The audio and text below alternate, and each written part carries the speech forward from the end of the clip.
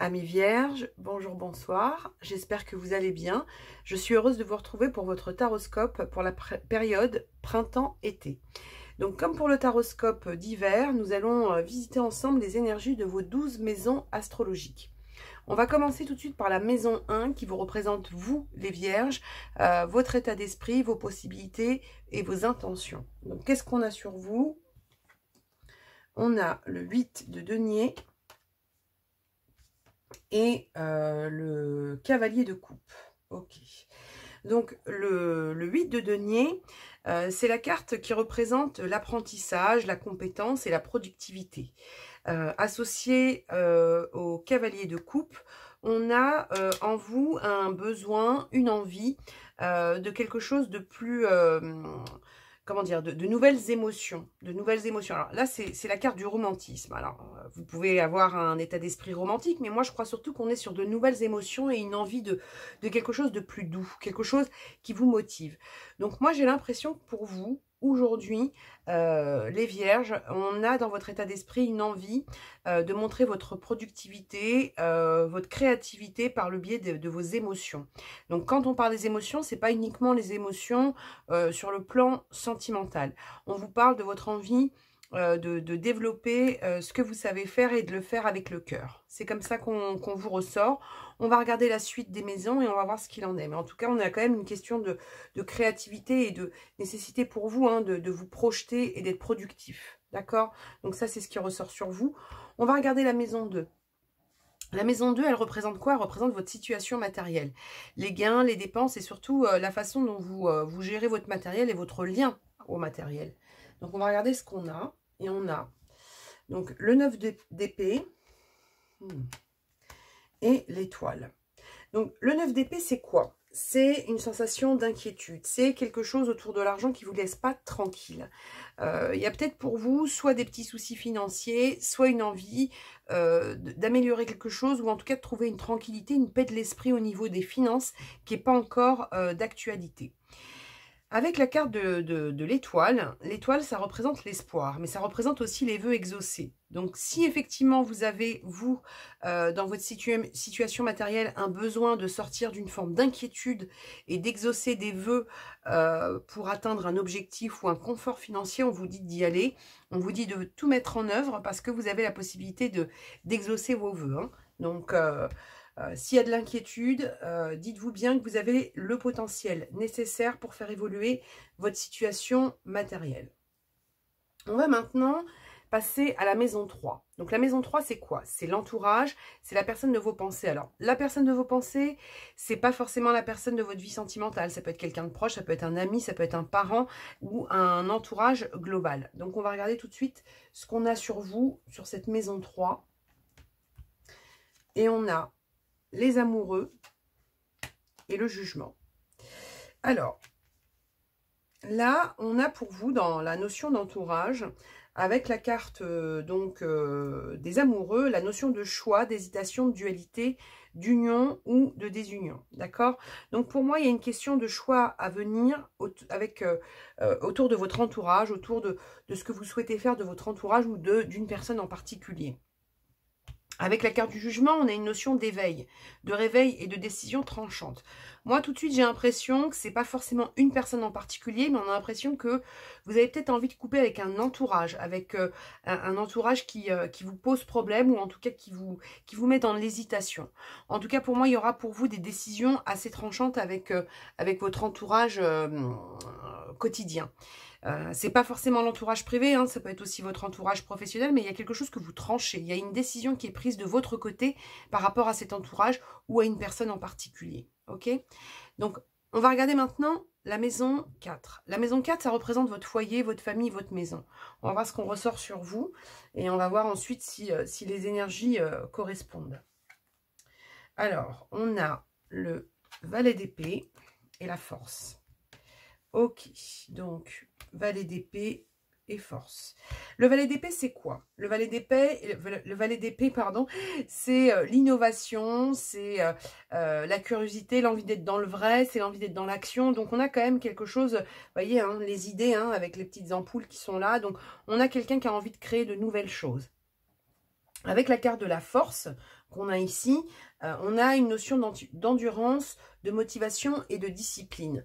Moi, j'ai l'impression que par rapport à votre foyer, à votre famille ou à votre maison, il y a peut-être pour vous une envie de nouveauté. Alors, ça peut être un déménagement, ça peut être une envie de changer la vie au quotidien, ça peut être une envie de changer des choses chez vous, mais surtout, il y a une envie pour vous comme ça de vous remotiver par rapport à votre foyer, par rapport à votre famille, ça peut être par rapport à votre appartement, à votre maison, mais en tout cas, il y a une envie comme ça d'un renouvellement, voilà, on a presque l'impression que vous avez envie de changer des choses pour avoir un quotidien plus, ouais, qui vous ressemble plus. Voilà, qui vous ressemble plus. Donc, ça peut être lié à des membres de votre famille, mais ça peut être lié aussi à votre maison. Hein, donc, ça peut être tout simplement l'habitat. Mais pour vous, il y a quelque chose avec une forme de rénovation, soit du lien avec la famille, soit de votre habitat. C'est ce qu'on ressort. On va voir par la suite ce qu'on ressort sur vous. On va passer tout de suite à la maison 5. Alors, la maison 5, c'est la vie sentimentale. Hein. On va voir ce qu'on a sur vous. Donc, on a l'as de coupe. Et on a le cavalier d'épée. Donc, l'as de coupe, c'est quoi? C'est le nouvel amour, c'est les retrouvailles, c'est les belles émotions. Ça peut être aussi les nouvelles émotions ou les retrouvailles avec une personne que vous connaissez déjà, mais ça peut être aussi de nouvelles émotions avec quelqu'un que vous connaissez, voilà, une nouvelle connaissance ou quelqu'un que vous connaissez déjà. Avec le cavalier d'épée, on a dans cette énergie-là le besoin de se faire entendre, de s'imposer, de défendre sa position. Donc pour moi, dans votre état d'esprit à venir au niveau sentimental, que ce soit avec une personne que vous connaissez déjà ou pas, il y a une envie de mettre en place de nouvelles émotions, une nouvelle façon de vivre la vie sentimentale, mais surtout en s'imposant. C'est-à-dire qu'il y a peut-être une personne à qui vous avez besoin de dire des choses, ou en tout cas quelque chose où vous avez besoin d'imposer de vous faire entendre, d'accord? Donc il y a peut-être eu des non-dits pour vous dans la vie sentimentale. Ça peut être avec quelqu'un du passé, hein, puisque c'est aussi la carte des retrouvailles. Hein. Peut-être que vous avez quelque chose à dire à une personne du passé, mais en tout cas, pour moi, vous avez besoin de vous exprimer et de remettre les choses au clair, j'ai envie de dire. Hein. Point sur les i, barre sur les t. C'est comme ça qu'on vous ressort dans la vie sentimentale. Maintenant, on va regarder la maison 6. Alors, la maison 6, elle représente votre travail, elle représente votre quotidien. On va regarder ce qu'on a pour vous. On a le 10 de coupe et le diable. Bon, alors, le 10 de coupe, qu'est-ce qu'il nous dit? Le 10 de coupe, il nous parle d'harmonie, il nous parle de finalité positive, il nous parle de bonheur, il nous parle de bien-être. Et associé au diable, qui lui nous parle de soumission, de domination, de besoin de briser des chaînes, pour moi, il y a une envie pour vous de retrouver un bien-être au niveau professionnel. Il y a quelque chose qui vous a enchaîné au niveau professionnel et vous avez des chaînes à briser. Hein. Donc, vous avez besoin d'être dans cette énergie-là. Hein. C'est un petit peu... vous avez besoin de briser des chaînes, vous avez besoin de briser un carcan et vous avez besoin de retrouver une forme d'harmonie. Hein. Peut-être qu'on a essayé de vous serrer la vis, ou peut-être qu'on a essayé de vous cantonner, de vous mettre dans un carcan. Et vous, la notion de chaîne, comme ça, c'est quelque chose qui ne vous convient pas. On dit que votre bien-être, il passe par le fait de briser des chaînes. Hein. Ça peut être prendre en indépendance, ça peut être changer de boulot. En tout cas, il y a quelque chose où vous avez envie de sortir d'une situation qui n'est pas très saine. Hein. Parce que le diable, c'est quand même celui... qui passe de... Voilà, on est sur des énergies de soumission, de domination. On n'arrive pas à être avec le diable sur un lien équilibré. Vous, il y a quelque chose que vous voulez briser par rapport à ça. Et vu votre envie de bien-être, hein, vu votre envie comme ça, avec le 10 de coupe, les 10, c'est quand même la notion de nouveau cycle. Une envie de renouveau, un renouveau qui vous apporte le bien-être et quelque chose qui vous permet de sortir d'une situation un peu emprisonnante, j'ai envie de dire. Ok, donc on va voir ce qu'il en est, on va voir avec les autres énergies qui vous attendent. Mais pour moi, au niveau professionnel, il y a des chaînes que vous brisez. On va regarder maintenant donc la maison 7. On va remonter juste celle-ci pour que vous puissiez bien voir le reste. Voilà, on va faire comme ça. Et donc, la maison 7, elle représente votre vie sociale, vos démarches, vos associations. Et on va voir ce qu'il en est pour vous. Donc, avec la maison 7, on a quoi? On a l'impératrice. Je regarde si vous les voyez bien. Je Je pense que je vais remonter celle-ci un petit peu plus. Voilà. Donc, on a quelle énergie avec l'impératrice? L'impératrice, on a une carte qui représente l'abondance, la créativité. Elle porte le monde, hein, vous voyez, hein, là, elle est enceinte et elle a le monde en elle. Et on a quelque chose autour du besoin de cultiver des choses, d'être dans l'abondance et dans la créativité. Donc, vous, sur votre vie sociale, il y a peut-être un renouvellement qui se fait.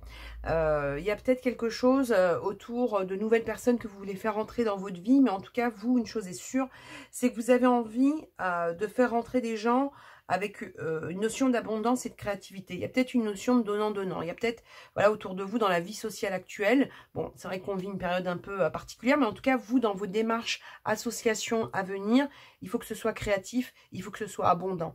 Là, les choses stériles, pour vous, ou enchaînantes, c'est plus votre truc. Avec ça, on a quoi? On a le pendu.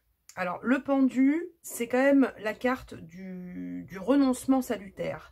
On a quelque chose où vous changez de regard et vous tournez une page. Donc, il y a une nouveauté qui se fait sur votre vie sociale, sur vos démarches et vos associations.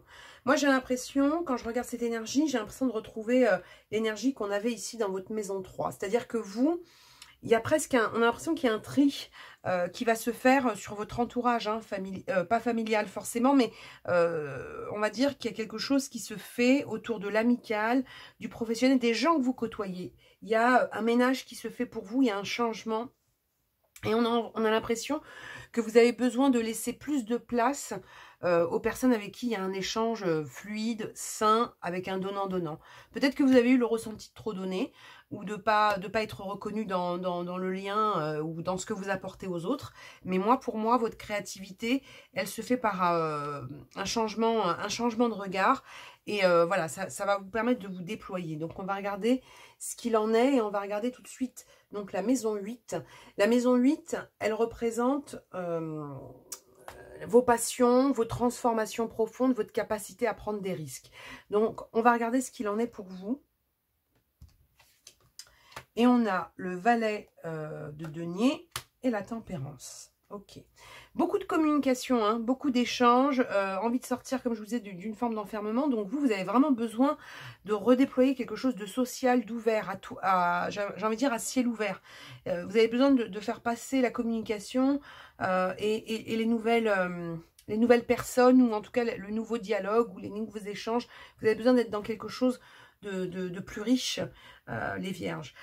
Donc avec le valet de denier, qu'est-ce qu'on a? On a donc l'opportunité financière, d'accord? Donc ça, c'est votre capacité à vous transformer et à prendre des risques. Donc il y a de nouvelles capacités, il y a de nouvelles opportunités qui arrivent. Et l'opportunité de nouveaux projets. Donc, nouveau départ à venir. Et avec la tempérance, elle représente le bien-être, elle représente la communication, elle représente l'équilibre.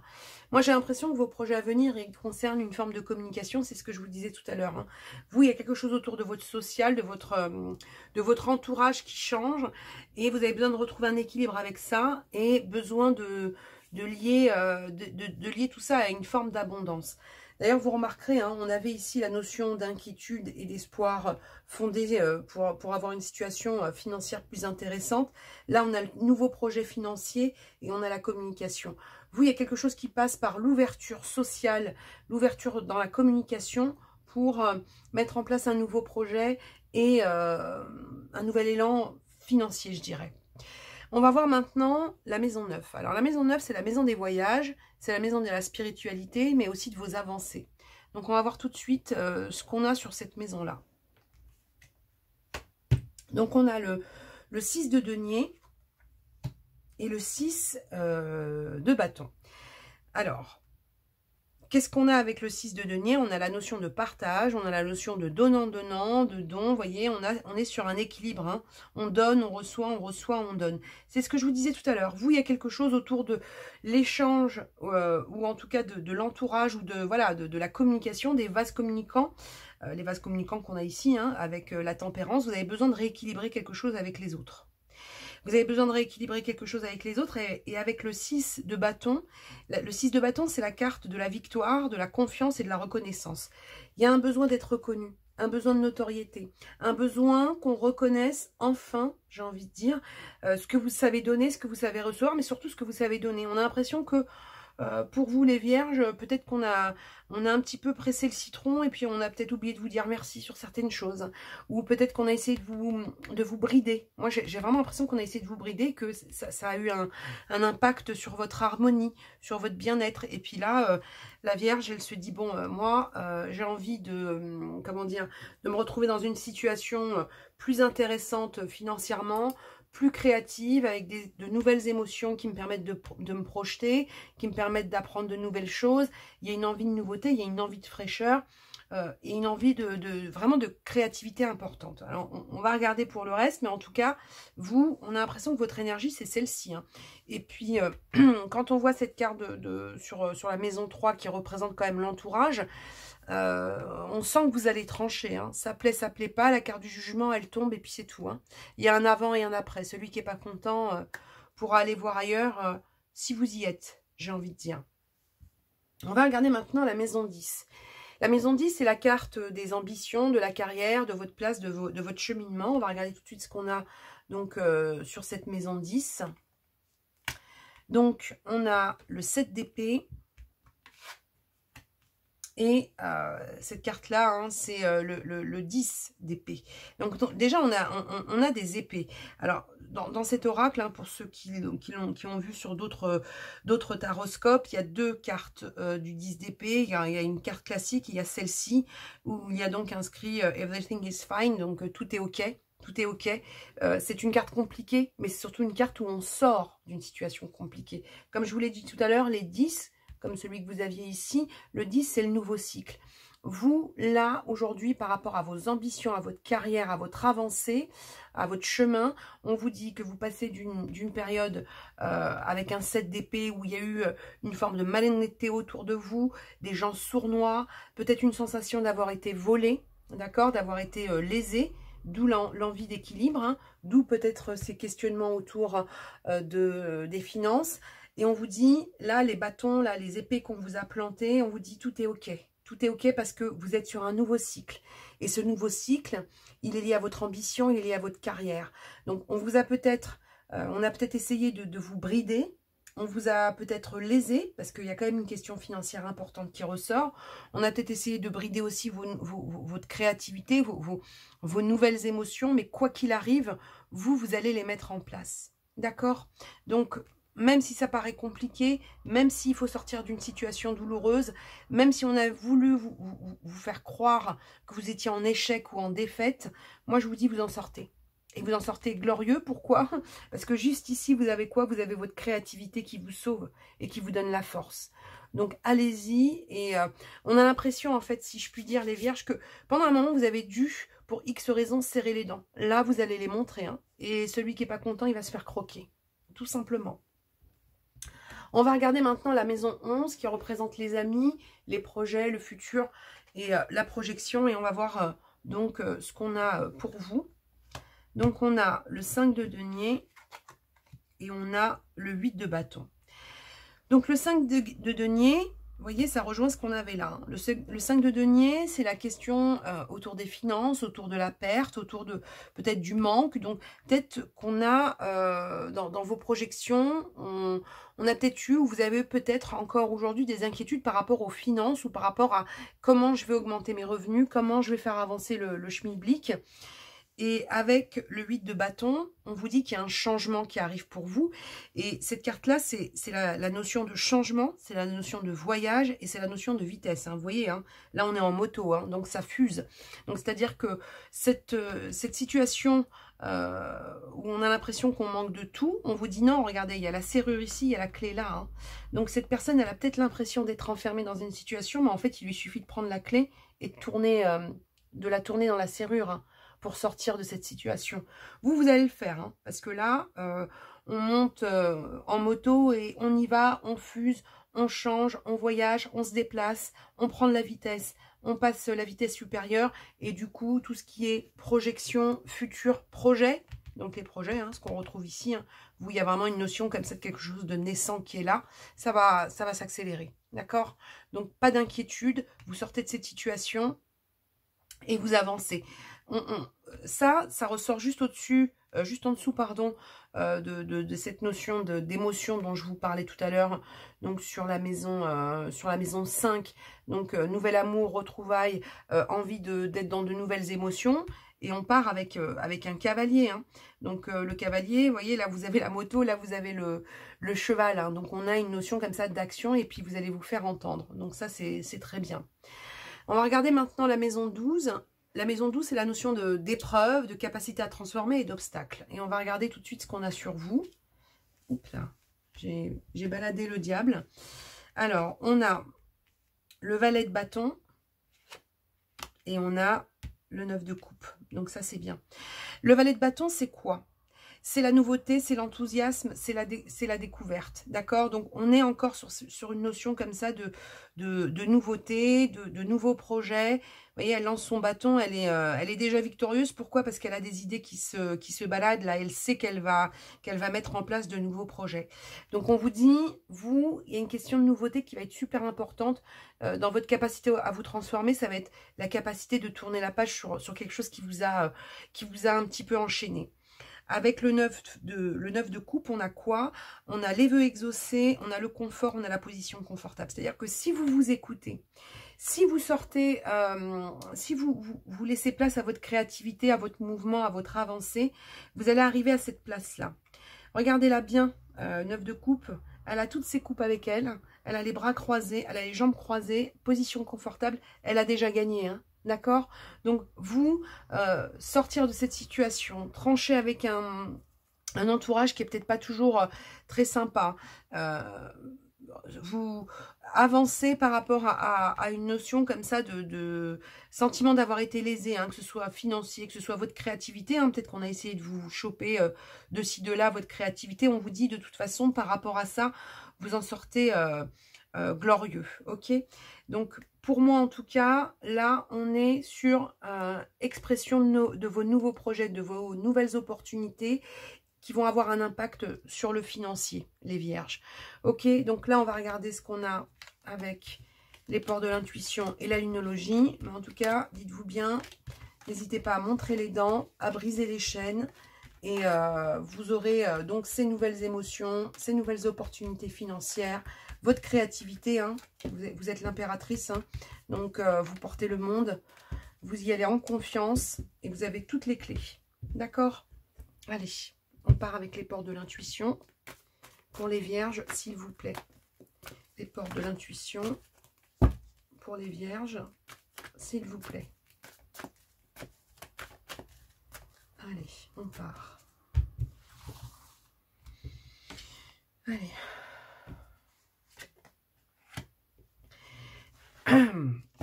Dès que vous transformez ou réparez les choses, vous récupérez toute une énergie dont vous disposez.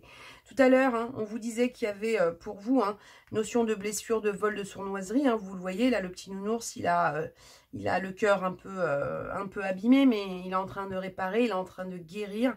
Et on vous dit que vous avez la capacité de transformer ou de réparer les choses pour récupérer une énergie dont vous disposez déjà. Ça, c'est votre créativité. C'est vos nouvelles émotions, c'est tout ça, hein, qui ressort. Hein. Donc moi, je pense que vous allez être dans une forme de régénérescence. Ouais, c'est ça, de renaissance, de régénérescence. On va regarder avec la lunologie ce qui ressort sur vous, les vierges.